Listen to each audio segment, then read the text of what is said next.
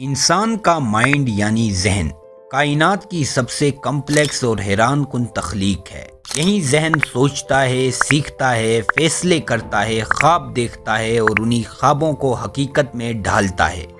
مگر یہ ذہن ہمیشہ ایک سا نہیں رہتا۔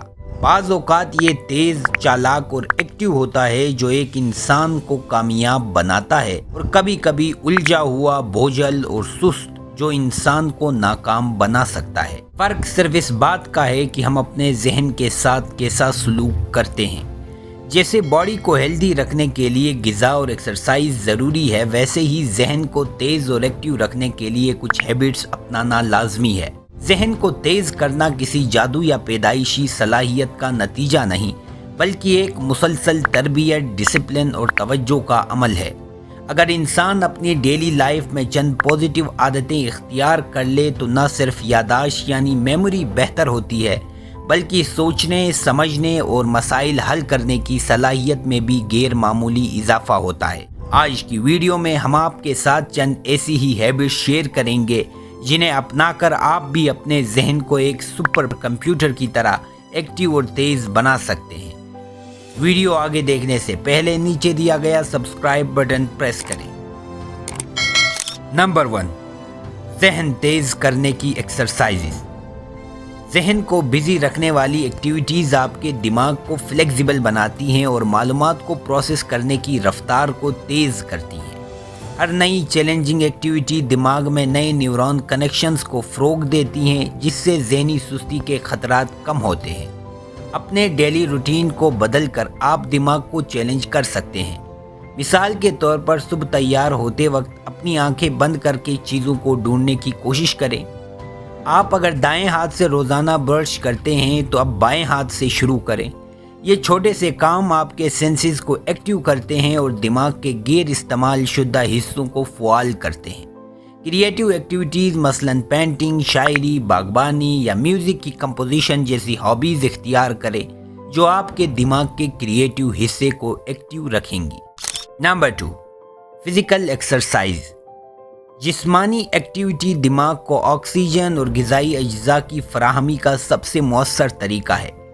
ایکسرسائز کو مینٹل پرفارمنس کے لیے ایک طرح کا سپر چارجر سمجھا جاتا ہے جو نہ صرف جسم کو مضبوط بناتا ہے بلکہ سوچنے، سیکھنے اور یاد رکھنے کی صلاحیتوں میں بھی اضافہ کرتا ہے۔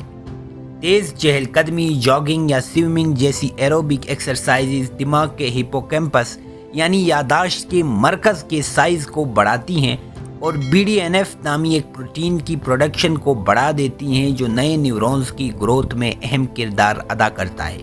نمبر 3، نیند پوری لیں۔ معیاری نیند وہ وقت ہے جب دماغ ریپیئر اور دیکھ بھال کا عمل مکمل کرتا ہے۔ اگر آپ نیند کی قربانی دیتے ہیں تو در حقیقت آپ اپنے سیکھنے، یاد رکھنے اور فوکس کرنے کی صلاحیت قربان کرتے ہیں۔ نیند کی کمی دماغ میں کورٹیسول کی سطح کو بڑھا دیتی ہے جو کہ ایک ٹینشن بڑھانے والا ہارمون ہے اور میموری کے سیلز کے لیے نقصان دہ ثابت ہوتا ہے۔ اچھی طرح سونے کا معمول بنائیں۔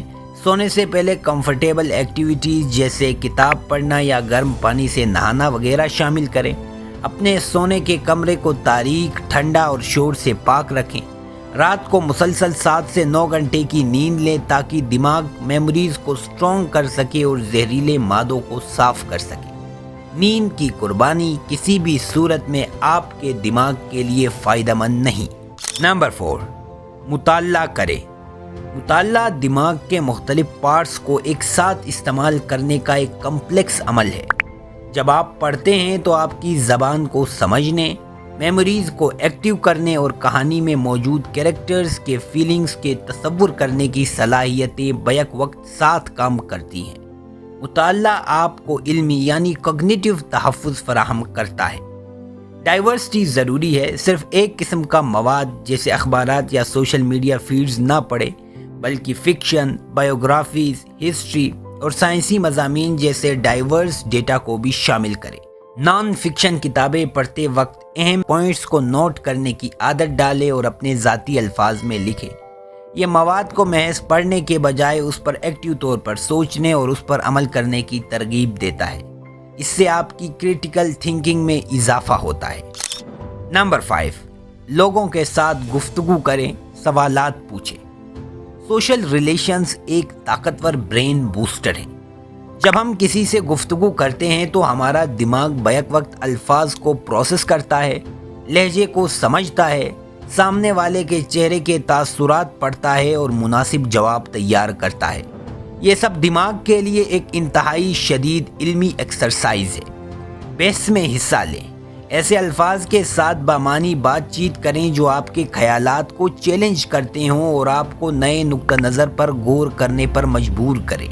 अपनी राय का इजहार करें और दूसरों की राय को भी तहम्मुल से सुनें। किसी भी मालूमात को सिर्फ कबूल करने के बजाय गहराई में जाने के लिए सवालात पूछने की आदत डालें। ये क्यूरियोसिटी और सवाल करने की आदत आपके दिमाग को हमेशा सीखने के मूड में रखती है। मुख्तलिफ शोबों से ताल्लुक़ रखने वाले लोगों के साथ राब्ते में रहें ताकि आपको ज़िंदगी के मुख्तलिफ पहलुओं और ख़यालात का तजुर्बा हो सके। नंबर 6, मेडिटेशन करें, खामोश रहें, सोचें। मेडिटेशन यानी मुराकबा दरअसल दिमाग के लिए आराम और सफाई का वक्त है। रोज़ाना की खामोशी आपके दिमाग को टेंशन और बेतरतीबी से निकलने का मौका फराहम करती है। बाकायदा मेडिटेशन से आप अपने इमोशंस और फीलिंग्स को बेहतर तरीके से कंट्रोल कर सकते हैं, जिससे आपकी ज़हनी क्लैरिटी और फोकस बढ़ता है। खाली और खामोश वक्त आपके दिमाग को ख़यालात और तजुर्बात को इंटीग्रेट करने का मौका देता है, जो अक्सर क्रिएटिव सॉल्यूशंस और नए आइडियाज़ का बाअस बनता है। रोज़ाना 10 से 15 मिनट निकाल कर अपनी सांसों पर तवज्जो मरकूज़ करें। जब आपका जहन भटक जाए तो उसे आहिस्ता से सांस की तरफ वापस लाएं। ये एक्सरसाइज आपके तवज्जो मरकूज़ करने वाले पट्टे यानी अटेंशन मसल्स को मजबूत बनाती है। रोज़ाना की अक्कासी करें, शाम को एक डायरी रखें और उसमें लिखें कि आपने दिन भर क्या सीखा, क्या महसूस किया और आप कहाँ बेहतरी ला सकते हैं। ये अमल यादाश्त को मजबूत करता है और मुस्तकबिल के लिए बेहतर फैसले करने में मदद देता है।